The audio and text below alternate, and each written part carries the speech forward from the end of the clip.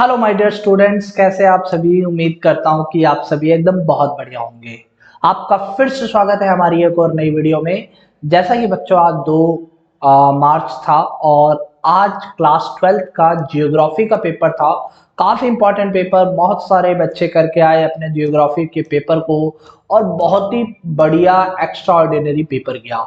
इतना लाजवाब पेपर और इतना आसान पेपर अभी तक मैंने नहीं देखा कि आया है। पर इस बार का जो जियोग्राफी का पेपर आया क्लास 12th का, वो काफी आसान और काफी इजी और समझ में आने वाली लैंग्वेज पूरी की पूरी। तो पूरे पेपर को एनालाइज करेंगे, ज्यादातर एमसीक्यू क्वेश्चंस को देखेंगे हम, क्योंकि एमसीक्यू क्वेश्चंस को एनालाइज करना और उसके आंसर बताना काफी आसान होता है। काफी लेंथी प्रोसेस हो जाएगा अगर मैं पूरी वीडियो के सारे सॉल्यूशंस देने लगा तो सारे क्वेश्चंस के। तो बच्चों इस वीडियो पर बने रहिएगा। चैनल पे नए हैं तो चैनल को सब्सक्राइब जरूर कर दीजिएगा, क्योंकि हमारा चैनल इस तरीके के सॉल्यूशन लेकर आता रहेगा। वीडियो में आगे बढ़ने से पहले चैनल को सब्सक्राइब जरूर कर दीजिएगा। चलिए बच्चों शुरू करते हैं। जैसे कि बच्चों ज्योग्राफी का पेपर था क्लास 12th का और बहुत ही इजी पेपर आया और आपके सामने आप देख सकते हैं। ये पहला प्रश्न आया था जिसमें कहा गया था कि निम्नलिखित में से कौन सा क्रियाकलाप चतुर्थक क्रियाकलाप से संबंधित है। अगर हम चतुर्थक क्रियाकलाप की बात करें तो सूचनाओं का आदान प्रदान यानी सूचनाओं का उत्पादन करना, एक तरीके से एनालाइज करना। ठीक है, तो ये ऑप्शन ए इसका राइट आंसर था। प्रश्न नंबर 2 की बात करें तो कहा गया कि विकसित अर्थव्यवस्था में बहुसंख्यक श्रमिक अर्थव्यवस्था के निम्नलिखित क्षेत्रों में से किसमें रोजगार पाते हैं।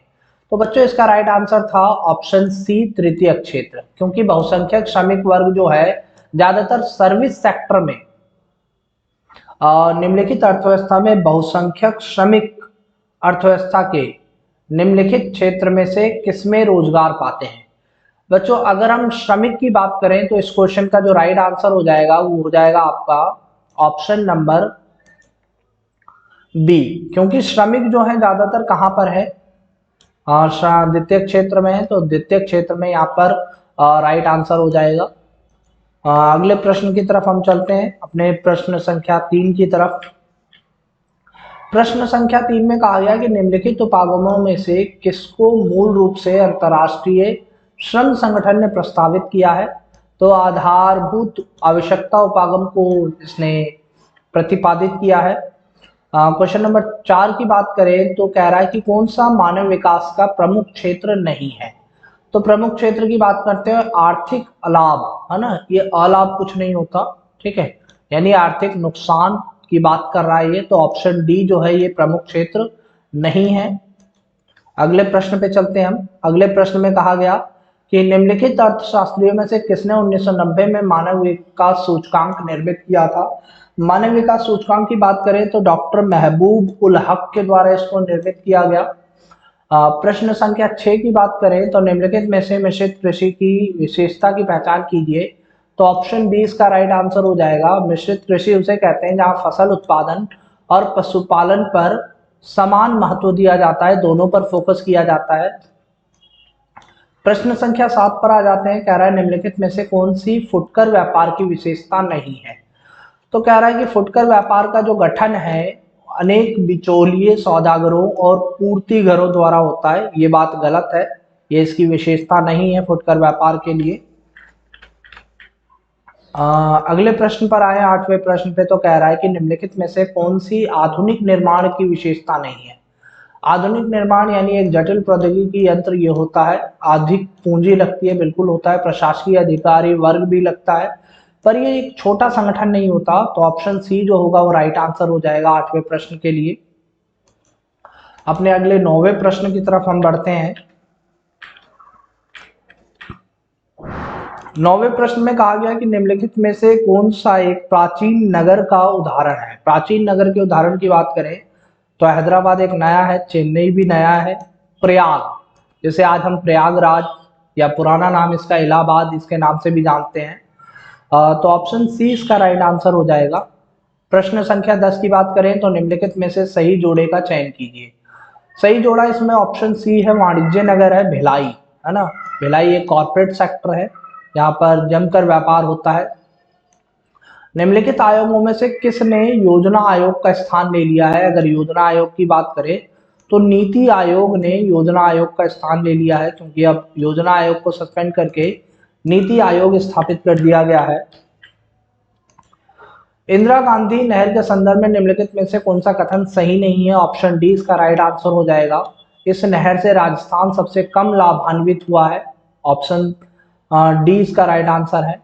13वें प्रश्न की बात करें तो भरमौर जनजातीय क्षेत्र के संदर्भ में निम्नलिखित में से कौन सा सही नहीं है? तो ऑप्शन बी इसका राइट आंसर नहीं है, क्योंकि यह अधिसूचित जनजातीय क्षेत्र नहीं है, ऐसा कह रहा है। यहाँ पर कई सारी आदिवासी जनजातियां रहती हैं। प्रश्न संख्या 14 की बात करें तो कह रहा है निम्नलिखित में से कौन सा ध्वनि प्रदूषण उत्पन्न करने वाला एक कारक नहीं है? तो यहाँ पर है ऑप्शन सी, चारा काटने वाली मशीन किसी तरीके का ध्वनि पैदा नहीं करती है। ये मोटर वाहन करता है, मशीनीकृत निर्माण करता है और अलग अलग उद्योग भी इसका इस्तेमाल करते हैं। ये सब ध्वनि प्रदूषण फैलाने का काम करते हैं। अपने अगले प्रश्न पर आ जाए हम। तो अगले प्रश्न में पूरा का पूरा केस स्टडी दे रखा है एक, और इस केस स्टडी को एनालाइज करने के बाद ये कुछ आंसर निकले हैं इसमें। और इसकी हम बात करें तो झाबुआ के जनजातीय समुदाय के लोगों ने गरीबी के कारण कष्ट क्यों झेले, उस विकल्प का चयन कीजिए। यहाँ पर वनों का उच्च दरों से निम्नीकरण हो रहा था, इस वजह से यहाँ पर गरीबी के कारण इन्हें कष्ट झेलना पड़ा। लोगों ने किस प्रकार चारागाह भूमि के विकास की व्यवस्था की है? यहाँ पर कहा गया है चारागाह जो है साझा संपदा संसाधन थे और फलतः उन्होंने इसका विकास किया है। ये ऑप्शन सी इसका राइट आंसर हो जाएगा। अगले प्रश्न की तरफ हम बढ़ें तो 17वें प्रश्न में पूछा गया है कि भीलों ने अपने निजी प्रयासों से साझा संपदा संसाधनों को किस प्रकार पुनर्जीवित किया? सही विकल्प का चयन कीजिए। तो ऑप्शन बी इसका राइट आंसर हो जाएगा। साझा संपदा संसाधनों पर चराई की खुली छूट को यहाँ पर नियंत्रित किया गया है। अपने अगले प्रश्न की तरफ जाएं तो अगला प्रश्न भी जो है केस स्टडी ही है, पर इसमें एमसीक्यू क्वेश्चंस लगभग अब समाप्त हो चुके हैं सबके। ये एक मार्क्स के क्वेश्चन थे जो आपको देने थे। फिर 20, 21, 22 और 23 मार्क्स का भी पूरा का पूरा पेपर था। ठीक है, ये पूरा का पूरा आज का पेपर था। काफ़ी इजी पेपर आया, ज़्यादा बड़ा पेपर नहीं था, पर बच्चों ने काफ़ी आसानी से इसे कर लिया। तो आई होप बच्चों वीडियो आपको पसंद आई होगी। चैनल पर नए हैं तो चैनल को सब्सक्राइब जरूर कर दीजिएगा, बेल आइकन को प्रेस कर दीजिएगा। हमारा चैनल आपको लगातार इस तरह की और वीडियोस भी प्रोवाइड करवाता रहेगा। फिर मिलते हैं एक नई वीडियो में नई अपडेट के साथ, तब तक के लिए जय हिंद।